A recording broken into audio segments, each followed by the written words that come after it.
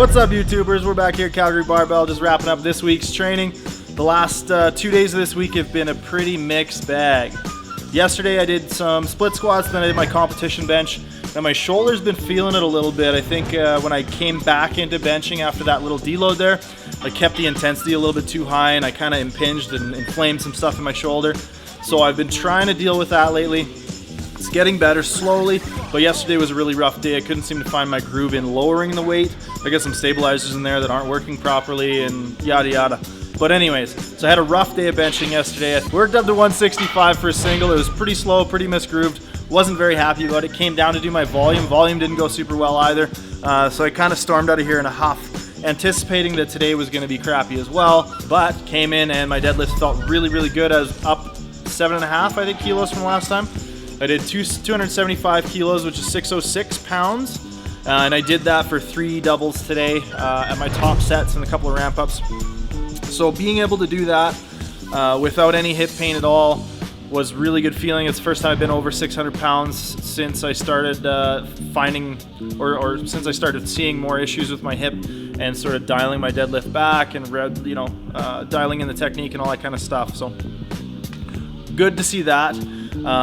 Did my slingshot bench as well today. That went relatively well. I had to keep the intensity a little lower than planned. I worked up to 175 kilos for a single. I had planned for 185, but the shoulder was a little bit shaky on the 175, so I didn't push it.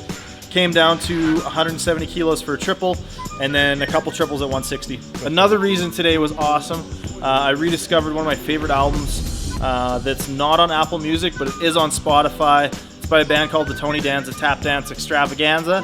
The album's the Alpha and the Omega. I think it's number 4, but great album. If you're lifting some stuff in the gym, definitely check it out. So question of the day here, we're actually going to tackle 2 questions. So the first one, do you do anything to open your hips for sumo deads, or is that just your natural mobility? That's from Jamie Hamilton. And then there was another one, it's going to take me a second to find it because I think it was on a different video. And the other question is from GLUU22.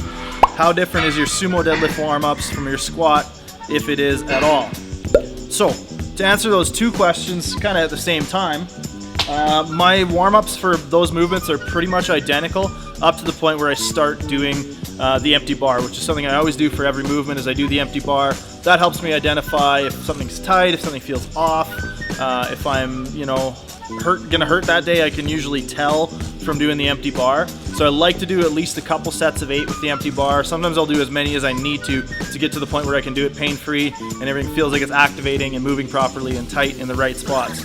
My sumo deadlift mobility, if you want to call it that, is pretty much what I was able to achieve right off the bat. I had to play a little bit with how I was setting up in the bottom position because I do things a little bit differently than when I started. When I started, my focus was to try and get my hips as close to the bar as possible and get my knees out as far as possible. Now for me, what I need to cue is to keep my knees behind the bar because I find if I just push my hips open, my knees travel forward out of the bar and I don't get as much out of my posterior chain. I use a lot of quads and I end up being a little bit unbalanced as I go through the first portion of the pull. So what I like to do is when I pull myself into the bottom position, I think about keeping my knees behind the bar, so my shins are pretty much vertical. That helps me load up my back, my lats, my hamstrings, all that good stuff. And the other thing I really need to focus on for myself anyways is opening up my chest and pulling my lats and my upper back and lower back nice and flat and tight so that I'm able to maintain a nice upright position off the floor. Because I find that's the #1 flaw people make in sumo is they compromise their back position.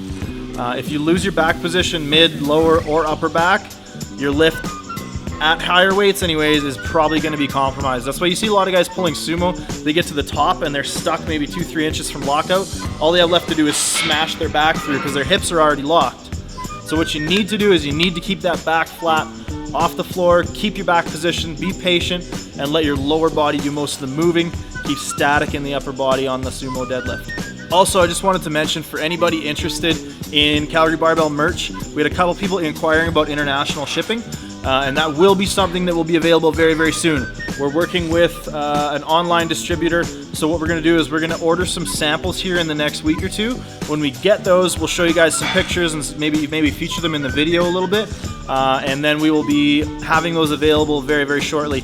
But we are working on that, and it will be coming along soon. So if you like the video, click like, hit that subscribe button to stay tuned, and we'll see you guys next week. 3 times is pretty cool.